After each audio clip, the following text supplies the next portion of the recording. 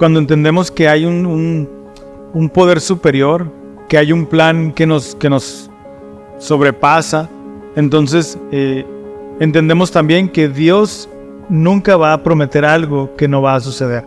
Y entonces estamos del lado del orgullo cuando queremos que Dios se adapte a nosotros en vez de nosotros a su evangelio.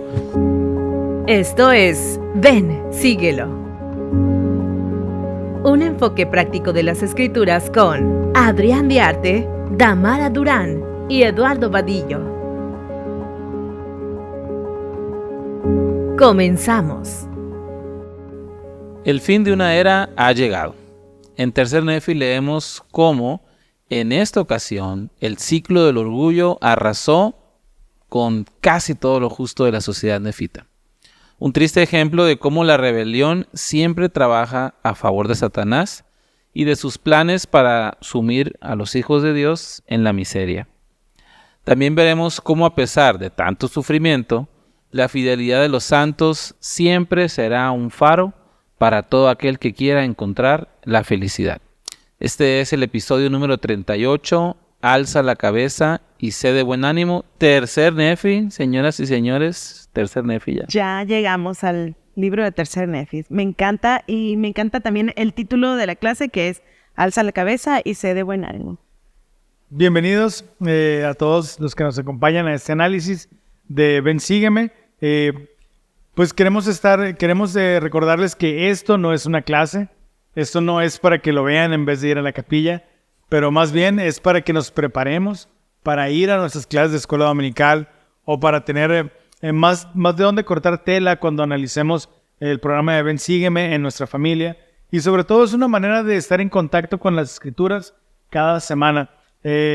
Damar, Eduardo, es bien importante aclarar que los pensamientos o las ideas expresadas en este capítulo y en todos los demás no representan necesariamente el punto de vista de la iglesia, sino los de unos servidores, ¿no?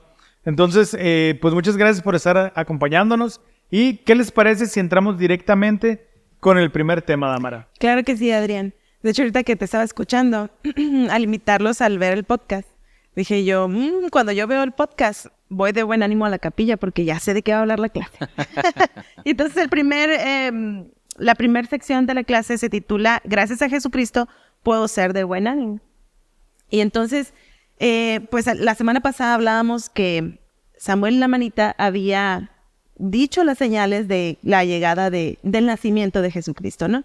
Y entonces dio la señal de que iba a haber que iba a haber luz. Y entonces, pues todo el pueblo estaba esperando esas señales. Pero ¿qué pasa cuando pasa tiempo y no se ve llegar? Entonces dice que a medida que se acercaba el tiempo de las señales que había dicho Samuel la Manita, pues iba complicando entre el pueblo, ¿no? Lo que Bastante. sucedía, porque había quienes querían creer, había quienes no. Y entonces vamos a ver qué es lo que sucede con la parte del pueblo que creía y la otra parte que no, ¿no? Entonces vamos a leer. Adrián, ¿me ayudas con el 5 y seguimos? Pero hubo algunos que empezaron a decir que ya había pasado el tiempo para que se cumplieran las palabras que habló Samuel el Amanita. Y empezaron a reírse de sus hermanos, diciendo, he aquí, ya se pasó el tiempo, y no se ha cumplido las palabras de Samuel, de modo que han sido en vano vuestro gozo y vuestra fe concerniente a esto. Y aconteció que hicieron un gran alboroto por toda la tierra, y las personas que creían empezaron a apesadumbrarse de gran manera. No fuese que de algún modo no llegaran a verificarse aquellas cosas que se habían declarado. Wow, ahí nos vamos a detener tantito. Qué impresionante, ¿no? Como uno decide tener fe sobre las señales que se habían dicho, ¿no? Pero entonces empieza el pueblo creyente a sentir pesar. Pues me imagino que en la actualidad también nos pasa, ¿no? Que alguien nos dice algo y nos sentimos mal, ¿no? Pero Cuando atacan, ¿no? Ajá. Pero es cuando más fuerte debemos de tener nuestra fe, ¿no? Pero es difícil. Fíjate que cuando estaba yo escuchando esta parte de las Escrituras, porque porque las escuché, no las leí en esta ocasión. Ok, Yo también lo hago. empecé a juzgar un poco a este pueblo y dije, ¿qué tan grande realmente debió de haber sido su fe si cuando sintieron presión empezaron a dudar? Y justo cuando estaba terminando ese pensamiento en mi mente, pues recordé que la vara con la que medimos Claro. seremos medidos. Entonces, yo no puedo imaginarme realmente qué tan grande fue la presión, qué tan grande fue la presión de grupo, la presión social, para que de alguna manera estuvieran dudando un poco las personas que con fe por cerca de 33 años, Claro. o bueno, ¿cuántos años fueron?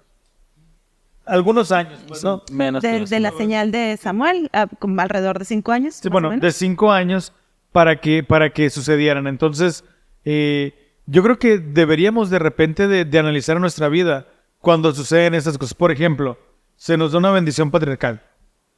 Y en la bendición patriarcal se nos prometen cosas. Y cuando la recibes, luego empiezas a hacer lo que te dice la bendición porque ya quieres verlas. Pero muchas veces las bendiciones que te prometen ahí ni siquiera son para esta vida. Y qué tan diligentes somos para aguardar a que sucedan estas cosas, ¿no? Sí, dicen por ahí que la fe va pegado con la paciencia. Entonces necesitamos mucha paciencia para poder ver también los milagros que el Señor tiene para nosotros. Y fíjate que yo requerí mucha paciencia para entender a esta bola de críticos. Me enfadaron porque, digo yo, si yo me alejo, si yo soy un incrédulo, yo no anduviera haciendo un alboroto por toda la tierra y haciendo sentir mal a alguien. Yo, en vez de andar haciendo eso, estuviera viendo un partido del Atlético La Manita contra las Águilas Nefitas. O sea, Dejarías a los demás seguir con su vida. contra el Inter de Moroni. O sea, a lo que voy es, me sorprende, y lo vemos hoy en día, hay una cuenta en Twitter que es una persona que ya no asiste a la iglesia, que no quiere nada con la iglesia, de hecho está en contra de la iglesia, y comenta cada discurso de la conferencia general. Dices tú, que no tiene nada mejor que hacer. O sea, yo estuviera completamente haciendo cualquier otra cosa, menos eso. Yo creo que si lo hubiera hecho cuando estaba activo, a lo mejor ni se hubiera alejado, ¿no? Entonces, me sorprende este tiempo que invierte la gente aquí, por ejemplo, en atacar algo que no creen. O sea, aquí está la cosa. El que ellos creyeran en la venida de Cristo no les afectaba Nada. ni en lo social, ni en lo político, ni en lo económico. Y aún así, hacen todo esto. Y de hecho, y más, ¿no? Que es lo que vamos a ver ahorita. Sí, Adrián dijo ahorita algo, que no sabemos qué tan fuerte estaba la presión, pero realmente estaba bastante fuerte. Eduardo, ¿me ayudas a leer lo que sigue? Bastante fuerte. Y sucedió que los incrédulos fijaron un día en el cual se habría de aplicar la pena de muerte a todos aquellos que creyeran en esas tradiciones, a menos que se verificase la señal que había indicado el profeta Samuel.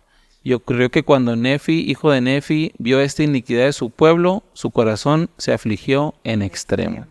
Y qué diferente son las leyes por las cuales Alma, por ejemplo, juzgó a los anticristos, ¿no? Uh-huh. Que en esos tiempos las personas eran libres de creer las cosas que su corazón les dictara. Así es. Y aquí, en este punto, había influido tanto el gobierno o este grupo de gadeantones que por creer algo estás a punto de morir. Que no está muy lejos de la realidad, porque ayer, por ejemplo, veía a un profesor en Irlanda que lo arrestan por decir que solo hay dos géneros, ¿no? Hombre y mujer. Entonces se ve la policía arrestándolo, dices tú, ¿cómo, no? O sea, ¿cómo es que tus ideas que en sí, incluso algo tan visible, por así decirlo, te llevan a perder libertades, ¿no? Eduardo, ahorita mencionaste que no les afectaban en nada a ellos. O sea, ¿por qué querían quitarles a lo mejor el gozo que daba la esperanza que tenían en las señales que esperaban del Salvador Jesucristo? Y en uno de los mensajes sugeridos en Ven, Sígueme, se titula El gozo y la supervivencia espiritual, por el presidente Nelson, antes de ser presidente. Y me encanta porque habla precisamente de que en la actualidad muchas personas se van a oponer a nosotros por el solo hecho de quitar nuestro gozo. Exacto. Y eso es donde Satanás entra en el corazón de las otras personas, ¿no? Entonces, no dejémonos llevar por esas personas que solamente quieren evitar ese gozo que tenemos por seguir a Jesucristo, ¿no? Y tener la creencia de lo bueno para nuestras vidas, ¿no? Adrián, ¿ibas a decir? Sí, y me llama mucho la atención cómo, por un lado, tenemos a esta gente del gobierno que les dice, si no pasan las cosas mañana, se mueren. Y por otro lado, en el versículo 10, completamente en el otro lado de esta tabla, está Nefi, hijo de Nefi, que dice, cuando vio la iniquidad de su pueblo, se afligió en extremo. Así es. Entonces, por un lado, la gente que no busca la verdad, sino que busca tener la verdad, que es diferente. Buscar la verdad a buscar tú tener la verdad. Claro. Cuando tú buscas tu verdad o que tu verdad sea la verdad, espero que se entienda. Te preocupa que los demás no piensen como tú o no estén de acuerdo contigo. Pero cuando te preocupa que la gente conozca la verdad de Dios, no te preocupa que no piensen como tú. Te preocupa la iniquidad o las consecuencias que van a tener las decisiones de los demás. Claro. Y me gusta que dice, en su corazón sintió aflicción en extremo, ¿no? Me aflijo. Yo te entiendo. Y entonces, él se arrodilló a suplicar al Señor, ¿verdad? Por esta aflicción que tenían por el pueblo. ¿Qué hubiéramos hecho nosotros si al día siguiente nos van a matar si no aparecen las señales? Adrián, ¿qué hubiéramos hecho? Eduardo. Bueno, hay una pregunta que dice, ¿qué podrían haber hecho los creyentes ante los ataques a su libertad religiosa? Pues sufrir las consecuencias y de sufrir las consecuencias de los ataques de los injustos vienen los mártires. ¿Okay? Un mártir es una persona que defiende la verdad sin importar las consecuencias. Digo, en la historia de la iglesia tenemos muchos mártires y tenemos mártires aquí en México, como la historia de Rafael Monroy, Sí. que él murió por no negar que pertenecía a la iglesia. Y entonces yo creo que cuando nosotros llegamos a sufrir a causa de nuestras creencias, de alguna manera tenemos algunos puntos extras para el juicio del Señor. Así lo imagino yo. Y creo que defender nuestro testimonio, aún con nuestra vida o con el rechazo social, pues nos pone en la lista de las bienaventuranzas, ¿verdad? Claro que sí. Y pues a lo mejor yo hubiera salido corriendo. Me hubiera dado mucho miedo, tal vez. Me voy a Nogales. No, y también lo pudo haber hecho mucha gente del pueblo, ¿no? Pero sin embargo, Nefi, yo creo que fue muy valiente al decidir quedarse. Y vamos a leer lo que sigue a continuación de qué podemos hacer cuando nuestra fe está en peligro y a lo mejor nuestra vida. Entonces, voy a leer yo el versículo 11. Dice, Y acaeció que fue y se postró en tierra y clamó fervorosamente a su Dios a favor de su pueblo. O sea, qué impresionante que no solamente por él, pidió por todo el pueblo. Sí, y aquellos que estaban a punto de ser destruidos por motivo de su fe en las tradiciones de sus padres. Recordemos que este Nefi es hijo del Nefi, que se le dio poder para sellar. Para sellar, sí, e incluso castigar al pueblo con hambre si era necesario. Y qué valiente de orar, ¿no? Y esperar un milagro que él ya había visto con su papá, yo imagino, ¿verdad? Claro, teniéndolo sí. cerquita, ¿no? Y dice el 2, y sucedió que todo ese día imploró fervorosamente al Señor, Y he aquí la voz del Señor vino a él diciendo. ¿Sí? Alza la cabeza y sé de buen ánimo, pues he aquí, ha llegado el momento, y esta noche se dará la señal. Y mañana vengo al mundo para mostrar al mundo que he de cumplir todas las cosas que he hecho declarar por boca de mis santos profetas. Así es. Hermanos, nos dedicamos a implorar al Señor por nuestras vidas, por nuestra, a lo mejor no nuestra muerte física, nuestra muerte espiritual, ¿no? A veces. Y imploramos a Él, porque me gusta la palabra, imploró fervorosamente. Y no solamente unos minutos, yo creo que toda la noche, ¿no? Ya la veía muy cerquita. y me encanta esto. Entonces, ¿qué nos puede llevar a levantar la cabeza y ser de buen ánimo en este momento? Porque el Señor le habló y le dijo, alza la cabeza y sé de buen ánimo. Yo creo que es muy importante, ahorita que dijiste eso de que yo saldría corriendo, yo creo que es lo primero que se nos viene a la mente, ¿no? De hecho, hay bastantes ejemplos cuando los profetas dicen y se desanimó, dicen, ¿no? Y se entristeció en sobremanera y quiso regresar. Yo creo que es válido y es normal. Sin embargo, lo que nos hace levantar la cabeza es entender precisamente el plan de salvación.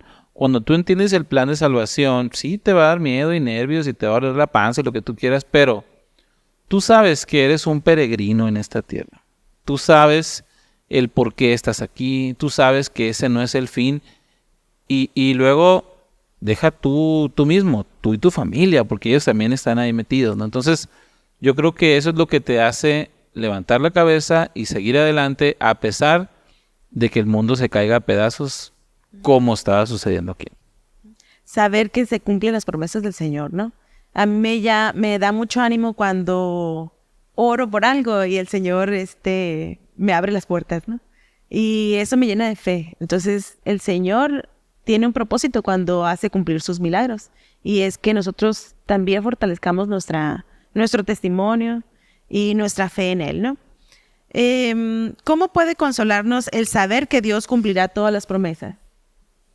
Pues yo creo que el consuelo llega porque entendemos que no necesariamente tendremos que verlas o experimentarlas, ¿no? Cuando entendemos que hay un poder superior, que hay un plan que nos sobrepasa, entonces entendemos también que Dios nunca va a prometer algo que no va a suceder. Entonces, cuando nosotros tenemos esta confianza en las promesas de Dios, viene el consuelo automáticamente. No importa si yo no lo veo, no importa si no lo experimento, o no importa si los demás no lo entienden, la promesa va a llegar. Claro. Entonces, eso nos alienta a obedecer los mandamientos y a convertirnos en verdaderamente discípulos de Jesucristo, que es precisamente el segundo tema que vamos a tratar en esta lección. Y hay una escritura muy bonita que se encuentra en 3 Nefi 5:13, que dice precisamente, he aquí, soy un discípulo de Jesucristo. Pero bueno, en un contexto histórico, ¿qué es lo que está pasando? Escuchan a Nefi y una gran parte del pueblo se arrepiente y abandonan todo lo malo. Entonces, el hecho de que sucedieran las cosas, de que escucharan a Nefi, de que no hubiera oscuridad, nuevamente le da un testimonio a las personas y el pueblo logra acabar con los ladrones de Granteón. En definitiva, ellos escapan a las montañas, dejan el pueblo, Nefi comienza a predicar y el pueblo otra vez comienza este ciclo del orgullo, ¿verdad? Oye, Adrián, qué importante porque él ora y luego se presenta la señal y todos pueden ver el gran milagro de esto que Samuel había dicho, ¿no? Entonces es cuando todos empiezan a creer, se bautizan, pero volvemos al ciclo del orgullo, ¿no? Así es. Y bueno, la gente comienza a prosperar nuevamente. Y aquí el narrador, que es mormón, hace una declaración poderosa e inspiradora que creo que debería de ser una declaración que, al igual que las palabras del capitán Moroni, deberíamos de ponerlas para nosotros mismos. Se dice, he aquí, me llamo Mormón, llamado así por la tierra de Mormón, la tierra en la cual Alma estableció la iglesia entre el pueblo. Sí, la primera iglesia que se estableció entre ellos después de su transgresión. He aquí, soy discípulo de Jesucristo, el Hijo de Dios.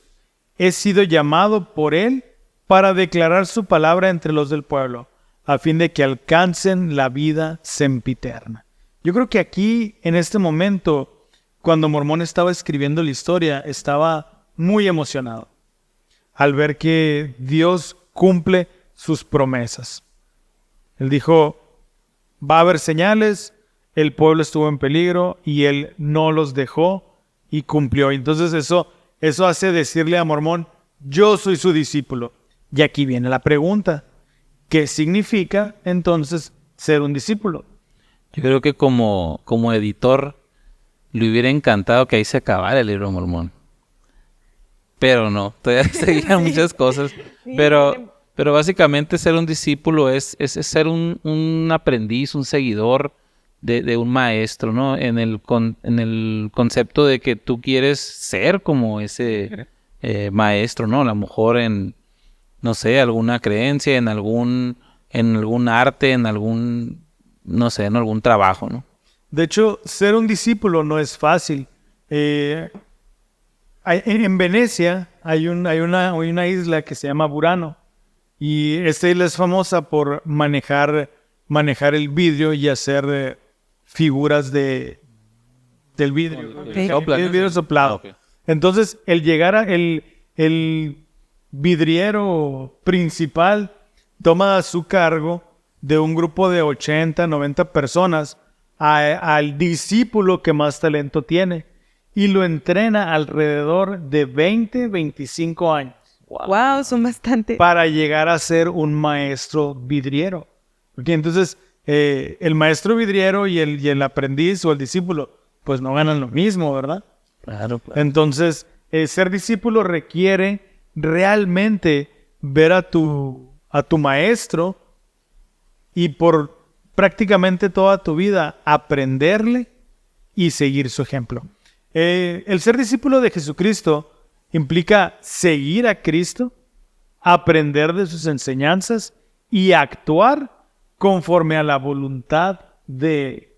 Y aquí es bien difícil porque muchas veces como seres independientes tenemos nuestras ideas, tenemos nuestros deseos y qué difícil es el realmente actuar de acuerdo a su voluntad.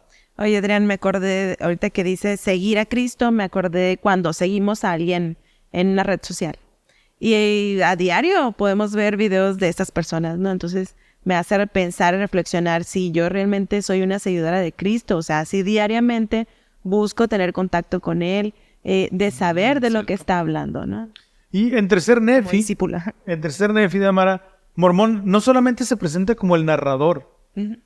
Él pudo habernos dicho, y pasó esto y tan. Él se presenta como un ejemplo viviente de lo que significa ser un discípulo. Y algunos ejemplos en los que sucede esto, dice, por ejemplo, en Tercer Nefi 1.8, dice que los nefitas se mostraron una fe persistente y ser un discípulo significa tener una confianza inquebrantable en el cumplimiento de las promesas de Dios y en su salvación. La fe firme les permitió permanecer en la esperanza, incluso en tiempos difíciles. ¿Okay? También ser un discípulo de Jesucristo significa arrepentimiento y cambio. En Tercer Nefi 5.3, el pueblo se arrepiente y abandona sus pecados. Un verdadero discípulo de Jesucristo busca cambiar su vida, dejar atrás lo malo y someterse a la voluntad de Dios. ¿Dónde sucede esto? Pues cada domingo en la Santa Cena.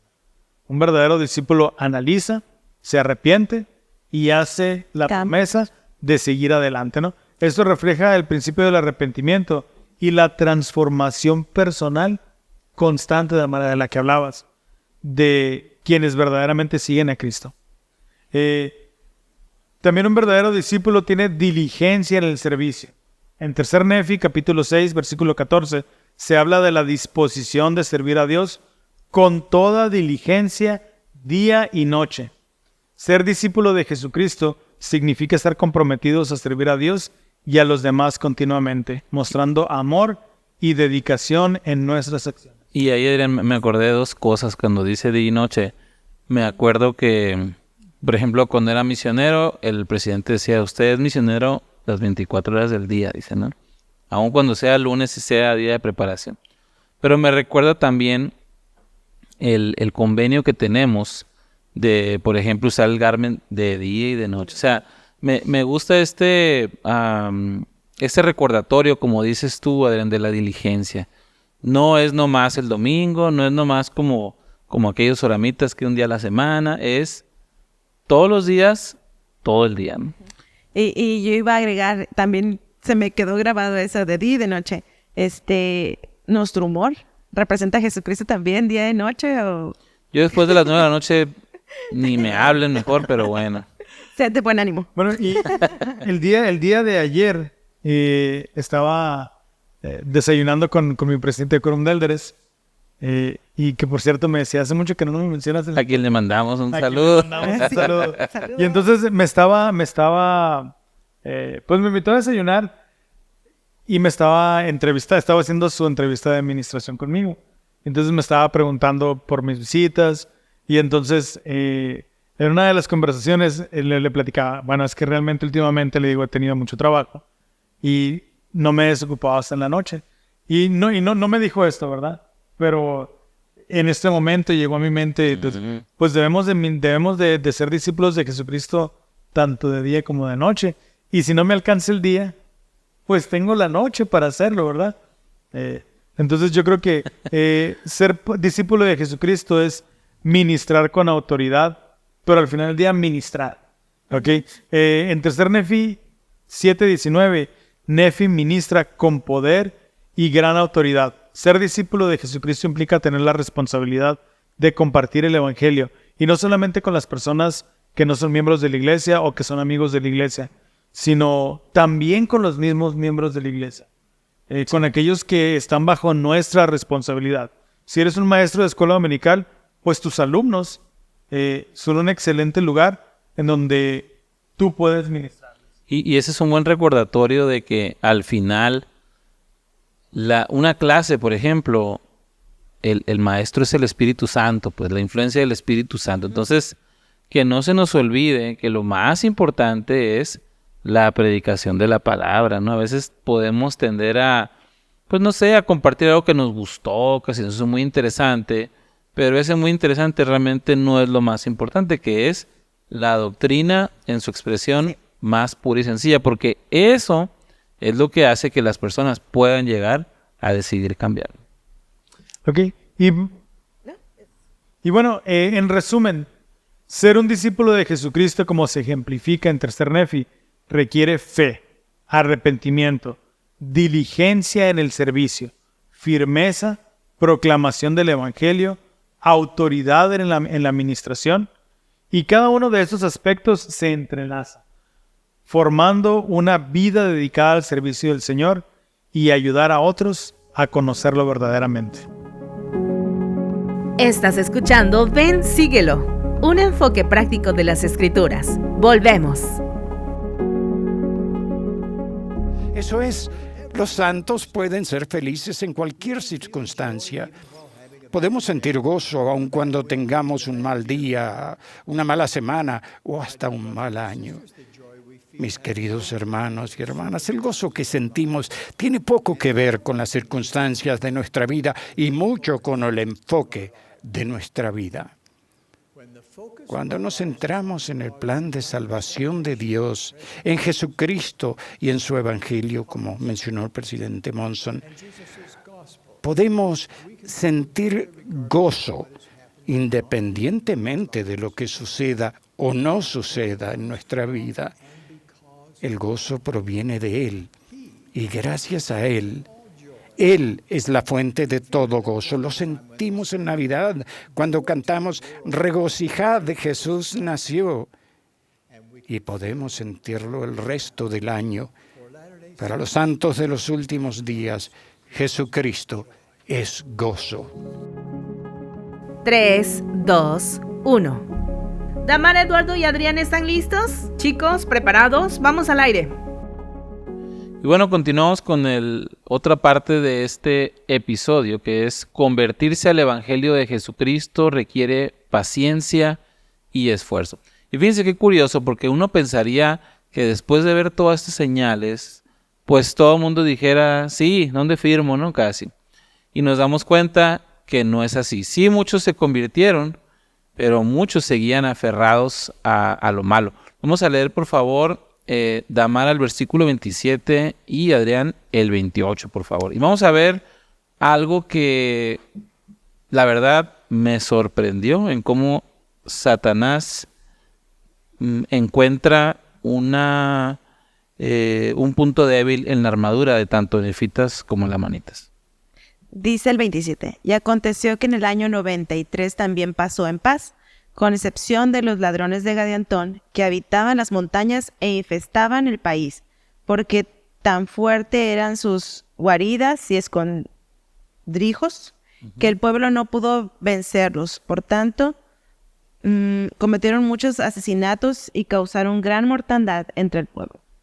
Y sucedió que empezaron a aumentar considerablemente en el año 94, porque hubo muchos disidentes nefitas que se refugiaron entre ellos. Y esto causó mucha tristeza a los nefitas que permanecieron en la tierra. Entonces, en este ambiente que debería ser de regocijo, de vamos a darnos la mano, a abrazarnos, muchos asesinatos, dice, ¿no? Y muchos disidentes se fueron a ese bando, ¿no? Y en el 29 dice, y también hubo causa de mucha tristeza entre los lamanitas, porque aquí tenían muchos hijos que crecieron y aumentaron en años hasta actuar por sí mismos, y unos que eran soramitas los indujeron con sus mentiras y palabras aduladoras a unirse a esos ladrones de Gadiantón. Y entonces pasó algo que me sorprendió, porque dice, y así fueron afligidos también los lamanitas y empezaron a decaer en cuanto a su fe y rectitud por causa de la iniquidad de la nueva generación. Entonces, ¿qué es lo que nos enseñan esos versículos en cuanto a la conversión? ¿Qué se les viene a ustedes a la mente? Depende mucho del espíritu que tengan, ¿no? Y el testimonio que puedan adquirir. Lo primero que pensé es que ya habían visto un milagro. ¿Y cuántas veces en las escrituras no hemos visto lo mismo? Ven ángeles, los hermanos de Nefi, pasan muchos milagros, y que tú veas un milagro no da razón a que tengas un testimonio, no es suficiente, ¿no? Pero me duele también que dice de los hijos. Qué tristeza, ¿no? Porque pues uno trata de educar con amor y pues ellos toman sus decisiones en algún momento, ¿no? Entonces, sí. Y es algo que ya he compartido yo aquí en algunos videos, que la importancia de leer las escrituras en cada etapa de tu vida. Porque si tú lo estás leyendo de joven o de niño, probablemente te enfoques en esas escrituras, en lo que le pasó a Nefi. Pero al leer que los papás tuvieron tristeza porque sus hijos se fueron y creyeron en otras cosas, pues ya tratas de encontrar un enfoque práctico como padre, ¿no? Y te duele distinto, ¿no? Te duele diferente, ¿no? Entonces, yo creo que la conversión, Eduardo, es personal. Y tenemos que preocuparnos y ocuparnos como padres de que nuestros hijos tengan experiencias espirituales personales, porque ellos probablemente vieron estas señales, pero los que nacieron 5 o 6 años después solamente las escucharon, y no puedes vivir con un testimonio prestado. Uh-huh. No estoy diciendo que los hermanos no predicaran, pero yo como padre debo de preocuparme y ocuparme para que mis hijos tengan sus propias experiencias espirituales en donde fundamenten su testimonio. Y aunque vengan soramitas, que vendrán, ¿verdad? Van a venir. No se los lleven. Claro. Dice aquí la escritura, y sus palabras aduladoras. Sus mentiras y sus palabras aduladoras. Y es algo que noto ahora que se enfrentan los jovencitos, ¿no? Tienen amigos que no tienen sus mismos principios, y entonces empiezan con, a lo mejor no mentiras, pero palabras aduladoras, ¿no? Para jalarlos y convencerlos. Lo vemos en estos capítulos donde Laconeo, siendo el líder, el juez, recibe una carta del líder de los ladrones de Gadantón. Entonces, al leer estos capítulos, o la carta más bien, se ve cómo lo adula. Y pura adulación, yo creo que la primera página de esa carta fue. Entonces, ¿cómo es que tenemos que tener cuidado en cuanto a cómo adulamos también nosotros? O cómo es que somos adulados y caemos fácilmente, ¿no? Porque los halagos son muy padres, Sí, ¿no? porque es una de las técnicas de Satanás, te endulza el oído, ¿no? Yo tengo una experiencia porque pertenezco a un grupo de De aduladores. o sea, y dentro de este grupo yo pertenezco a un grupo de dirigentes. ¿Ok? Y entonces normalmente, bueno, hay un líder, ¿verdad? Y entonces cuando él pregunta qué nos piensan, pues yo tengo la tendencia a levantar la mano y expresar mis opiniones, ¿no? Entonces él utiliza una técnica que a mí me incomodó un poco. Espero que no lo esté viendo. Porque por ejemplo, él empieza sus frases diciendo: Adrián, me extraña que tú, siendo tan inteligente, preguntes Wow. eso. Wow. Entonces me adula, ¿verdad? Y después me deja caer el baldazo. Porque por esto, y tan. Entonces, me recuerda mucho ese tipo de técnicas, ¿no? Porque entonces, la siguiente vez que yo tengo una pregunta, y ya me pasó, yo voy a pensar y decir, bueno, él me considera una persona inteligente. Si pregunto esto o digo que no estoy de acuerdo, voy a demostrar que no soy tan inteligente. Claro. Pero puede más mi necedad, ¿verdad? Y pregunto de todas maneras. Me consta. Pero qué importante es no llevarnos por las adulaciones, porque nos hacen que tengamos actitudes contrarias a lo que es correcto. Yo sé que si yo tengo una duda o no estoy de acuerdo en algo, debo de expresarlo. Correcto. Claro. Con respeto, con todo lo que debe ser. Pero debo de expresarlo. Pero cuando hay una adulación que voy a perder, ya me hace pensarlo 2 veces. Entonces, ¿qué sentirán nuestros hijos al saber que por defender una doctrina o un principio van a ser excluidos de algún grupo? Sobre todo en esa edad tan importante que es la juventud, donde buscas pertenecer a algo. Donde quieres pertenecer. ¿Y qué tan importante es que nuestros obispos en los barrios tengan un grupo fuerte de hombres y mujeres jóvenes, para que si nuestros jóvenes no caben en los grupos de sus escuelas, sí quepan en los grupos del quórum de sacerdocio, de las clases de señoritas y en la organización de hombres jóvenes? Y aquí me llama la atención que estas mentiras y palabras aduladoras era para que se unieran a un grupo de criminales. Entonces, ¿qué mentiras podrían compartirse que los convencieron? Algo que tú mencionaste ahorita, Damara, es la carta. Habla de una hermandad. Aquí es una verdadera familia. Yo me imagino unas promesas de estatus. Te va a ir muy bien. Nosotros te vamos a apoyar. Entonces, De hecho, si bien es cierto, son medias verdades, porque ¿a qué costo, no? Entonces, al costo de dar incluso tu alma, ¿no? Como moneda de cambio, ¿no? Y qué importante es cómo vamos a reaccionar ante esas adulaciones, ¿no? Me encanta cómo Laconeo, pues porque ya estaban afectando tanto a lamanitas como nefitas. Entonces, cómo es que los invita a unirse para ir contra ellos. Y hacen un plan bellísimo para mí, ¿no? Porque el líder Gideoni, jefe de los ejércitos, los liderea muy bien al grado de que les dice que no deben dar, para mí, en pocas palabras, es no dar el primer golpe, ¿no? Porque no debemos de caer como en esa contención. Si ellos vienen a nosotros, pues entonces nos defendemos, ¿no? Pero también los dejan sin recursos, sin alimento, porque ellos nada más podían robar. Exacto. Entonces, ¿cómo podemos también dejar sin armas al enemigo en este tiempo en donde nos adulan? Qué difícil, ¿no? Pero pues la Así unión es. hace la fuerza también. Bueno, y solamente ahorita que mencionabas, Eduardo, la manera en cómo los adulan, invitándolos a pertenecer a un grupo. Qué importante es que nosotros como padres, o como abuelos, hagamos sentir a los nuestros que pertenecen, que tienen voz, que tienen voto y que son apreciados. Porque si con familias que viven el Evangelio que sí muestran esa hermandad y que sí tienen una identidad ante estos jóvenes o esas familias, es posible que sean llevados con un grupo de ladrones. ¿Qué tan fácil es entonces para aquellos que no tienen un hogar donde tienen una identidad? ¿Qué es lo que pasa normalmente? Ahora, ¿qué lecciones aprendemos? Porque aquí lo que vemos es de que ambos grupos, nefitas y lamanitas, les dolía lo mismo. Les dolía perder a sus hijos de manera espiritual.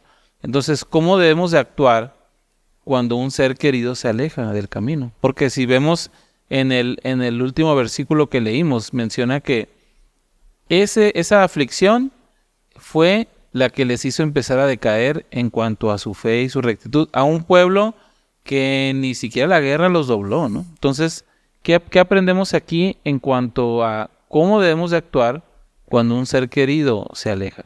Qué fuerte, Eduardo, porque a mi mente vino cuando un hijo cae en un pecado grave y entonces pues también nos agüitamos, ¿no? Como ellos.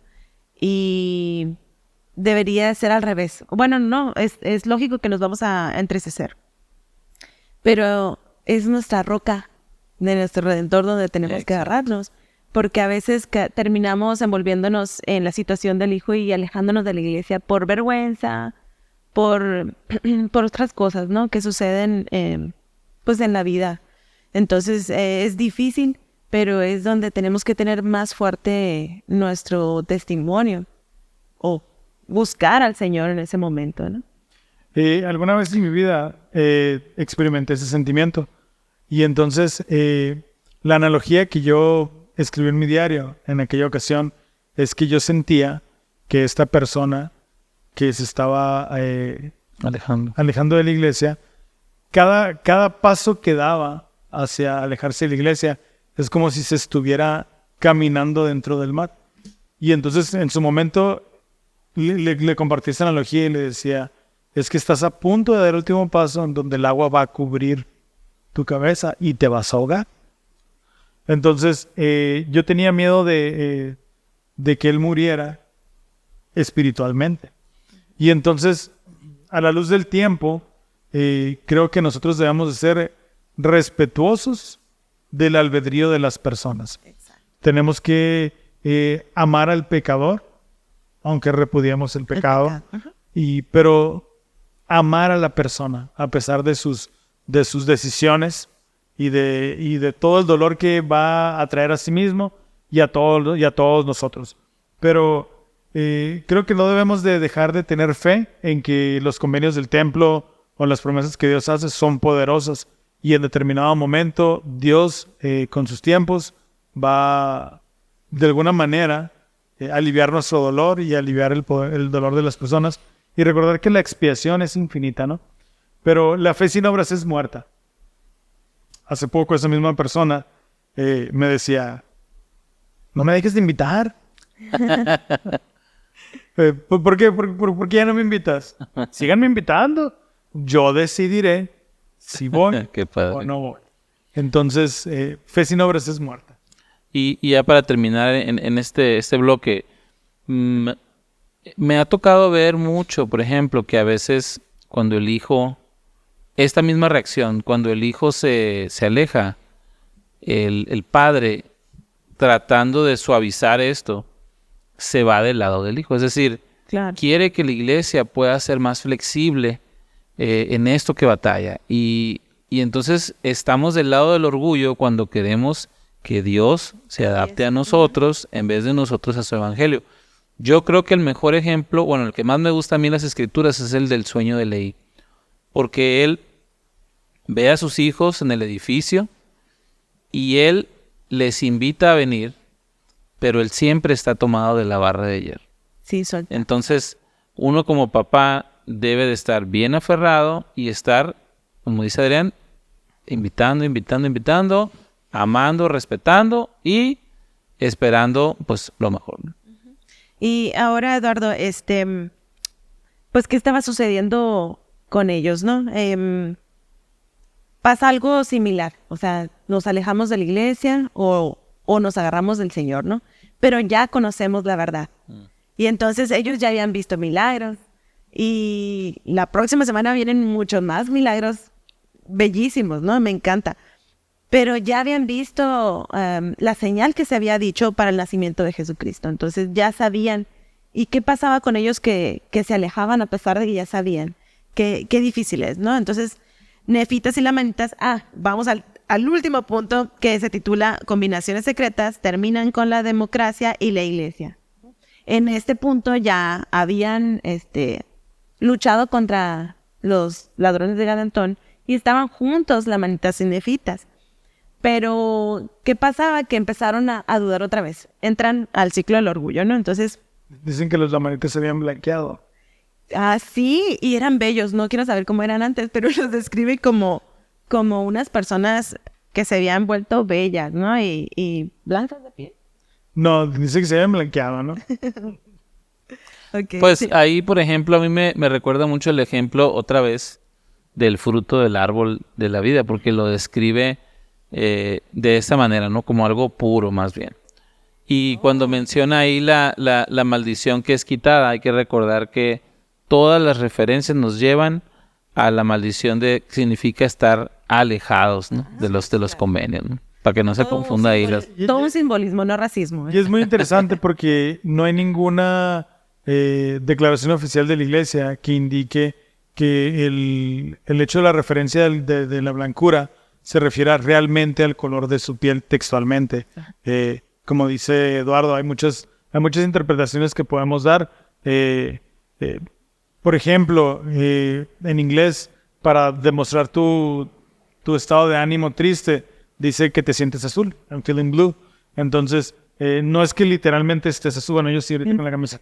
Pero no es que literalmente estés azul, ¿verdad? Y si yo soy de sangre azul, puede... tal vez... Sangre azul. Entonces, no sabemos si estas expresiones de definiciones realmente, literalmente se refieren al color de piel. Muy bien. Entonces, vamos a leer. Volviendo al tema. Volviendo al tema, sí. Vamos a leer entonces qué fue lo que sucedía con el pueblo, porque aquí creo que ya no habían jueces, porque la gente empezaba ya a separarse en tribus. Ya no eran solamente la división entre lamanitas y nefitas, ya había los ladrones de Gadantón también. Entonces, vamos a leer entonces 1, 2... Ok, yo empiezo. Y dice, y aquí no hubo alma viviente entre todo el pueblo de los nefitas que dudara en lo más mínimo de las palabras que todos los santos profetas habían hablado, porque sabían que era necesario que se cumplieran. Y sabían que era menester que Cristo hubiese venido, por motivo de las muchas señales que se habían dado, de acuerdo con las palabras de los profetas, y por causa de las cosas que ya se habían verificado, todos sabían que era necesario que se cumplieran todas las cosas de acuerdo con lo que se había hablado. Que en este punto ya no estaban esperando la señal del nacimiento, ya sabían que había nacido. A lo mejor no a ciencia cierta, pero según las señales, sí. Y entonces ya esperaban la llegada de un Cristo, ¿no? Y entonces es cuando volvemos al ciclo del orgullo. O sea, pasan algunos años, prosperan, se hacen ricos, y dice, bueno, vamos a seguir leyendo, porque aquí viene algo importante. Dice, en el 12 dice, y empezó el pueblo a distinguirse por clases, según sus riquezas y sus oportunidades para instruirse. El primer Sí. me va para abajo. Vemos algo así en la actualidad. Claro. Bastante claro, ¿verdad? Y así surgió una gran desigualdad en toda la tierra, de tal modo que empezó a deshacerse la iglesia. Sí, a tal grado que en el año 30 se deshizo la iglesia en toda la tierra, con excepción de entre unos pocos lamanitas. O sea, qué interesante, ya no eran nefitas, eran lamanitas quienes, pues no Que dejaron... cargaban ahí el barco, ¿no? Así Lo es. que quedaba del barco. Y dice el 18, y no pecaban en la ignorancia, porque conocían la voluntad de Dios tocante a ellos, pues se les había enseñado, de modo que se rebelaban intencionalmente contra Dios. Que ellos eran instruidos, conocían el evangelio, pero intencionalmente se rebelaban contra el Señor. Como Qué diferente. decía José Smith, ¿no? De los que niegan el espíritu, dice, es como ver el sol y negarlo. Y decir que es de noche. y decir que es de noche. Qué difícil, ¿no? Yo me pongo a pensar a lo mejor en alguien que vive mucho tiempo el evangelio y pasa una prueba. Entonces, qué difícil es saber que a lo mejor tuviste un testimonio y por decisión propia decido violar algunas leyes, ¿no? Sí, porque es diferente una debilidad a una rebelión. Es muy diferente. Y también es muy diferente equivocarme por no saber, porque fueron instruidos. Aquí, por ejemplo, nuestros hijos han sido instruidos. Quién sabe si hayan aprendido bien, pero han sido instruidos, ¿no? Y van a ser probados también, ¿no? Y de ahí la importancia, y vuelvo a lo mismo. Nosotros podemos predicar y tener las noches de hogar y llevarlos a la iglesia y sentarnos con ellos en las escrituras. Pero mientras ellos no tengan sus propias experiencias espirituales, habrán sido instruidos y podrán ver ángeles, pero no tendrán el testimonio del Espíritu en sus corazones. Entonces, lo que nos lleva al siguiente versículo dice, y así no habían transcurrido ni 6 años cuando ya la mayor parte del pueblo se había apartado de su rectitud, como el perro que vuelve a su vómito o la puerca a revolcarse en el fango. Wow. ¿Qué sintieron? ¿Dolió? O bueno, ¿no? Pues a mí la verdad me Está fuerte. pesa, digo, ya pasó y todo, pero me pesa porque es algo muy, muy actual. Es algo que cuando tú lo dejas de leer como una historia, una anécdota, dices tú, ¿cuántas veces no pasa esto, no? Y qué tan expuesto está uno, porque el orgullo es un veneno muy silencioso, ¿no? Entonces, de ahí la preocupación de decir, no quiero caer en esto, ¿no? Tenemos que seguir, aunque a veces uno puede estar cansado o lo que tú quieras, o atribulado. No te puedes dar el lujo de estar expuesto al orgullo, ¿no? ¿Por qué entonces caían en este mismo error una y otra vez? Mencionabas el orgullo, ¿verdad? Pero, ¿por qué? ¿Por qué será? Somos prontos en olvidar. Ya les tenía la medida Satanás ahí, ¿no? Fíjate que yo estuve pensando mucho esto. ¿Cómo es que es lo mismo, no? ¿Cómo es que es lo mismo? Pero yo creo que al final tú tienes que aferrarte a esa barra de hierro. Y eso no es algo, ¿cómo te puedo decir? No es algo que nomás se dice, pues es algo que cuando tú dejas de hacer las cosas sencillas, es cuando por ahí empieza a entrar esta oportunidad de hacer lo malo. Y el orgullo mismo te hace bajar la guardia. Entonces, yo creo que es esa cuestión de olvidar, de no ser agradecido todos los días, de empezar a dejar días en la semana en lo que no eres agradecido, es lo que te hace caer en los mismos errores. Yo pienso en nuestra situación, caídos, imperfectos, y cómo es que olvidamos. Es una plática que tenemos muy seguida mi esposo y yo de los discursos se repiten, por ejemplo, el ayuno, la ley de castidad y así, todos los mandamientos del Señor. Y a lo mejor alguien que tiene mucho tiempo de miembro diría, ay, me van a hablar otra vez de lo mismo. Uh-huh. Pero es que es parte de nuestro ser mortal olvidar imperfecto, de nuestro ser imperfecto olvidar. Entonces necesitamos estar recordando las palabras del Señor. Leemos este libro cada 4 años también, somos instruidos, y también Doctrina y Convenios, la Biblia, Antiguo Testamento, Nuevo Testamento, porque necesitamos recordar continuamente lo que el Señor tiene para nosotros, ¿no? Yo creo que la naturaleza humana juega un papel importante aquí. Normalmente tenemos la tendencia a buscar experiencias humanas, a buscar la satisfacción, y lo podemos justificar por la naturaleza humana, pero hay que recordar que el hombre natural es enemigo de Dios. Claro. Aquí, entonces, cuando nos vamos más por la filosofía del mundo, tenemos la tendencia a caer siempre en el mismo error. ¿Cómo podemos proteger entonces a nuestras familias ante estas situaciones? Pues yo creo que lo hemos estado hablando durante toda la lección, ¿no? Tenemos que, tenemos que predicarles, tenemos que vivir lo que predicamos y por tercera vez, lo repito, tenemos que proveerles de experiencias espirituales propias, de asegurarnos de que cada uno de los integrantes de nuestra familia, incluyéndonos nosotros mismos, estemos recibiendo un testimonio de las verdades que hablamos, de las verdades que testificamos. Entonces, mientras nosotros sigamos dándoles nuestro testimonio para vivir con ellos, tarde o temprano van a venir los soramitas y se los van a llevar. Cuando el pueblo vio las señales, dice que se pusieron muy alegres y hasta derramaron lágrimas de alegría. El día de ayer fuimos al templo como barrio y me encantó ver a los jovencitos. Ninguno iba con su papá. Todos iban, bueno, excepción de mis hijos, porque siendo líderes teníamos que estar ahí. No me quedaba de otra. Pero al verlos llegar tan seguros al templo, dar su recomendación, hacer ellos mismos unas ordenanzas, me hicieron derramar lágrimas de alegría. Y quería tener una cámara y poderlo sacar en... Bueno, no se puede en el templo. Pero mi mente lo grabó y fue muy hermoso. Creo que como padres tenemos que aportar esas experiencias a nuestros hijos. Y es lo que podemos hacer por ellos, ¿no? Así es darles el fruto, ¿no? Para que ellos lo prueben. Pues bueno, agradecemos el que hayan llegado hasta aquí en este episodio. Vamos a pedirles que puedan poner, ¿qué les parece? ¿Una estrella o qué? Una carita feliz. Una carita feliz. De buen ánimo. Sí, cierto. De buen ánimo, sí. Una carita feliz de buen ánimo. Y con ese buen ánimo les invitamos a que puedan compartir este video, que puedan hacérselo llegar a alguien que quieran inspirar su día.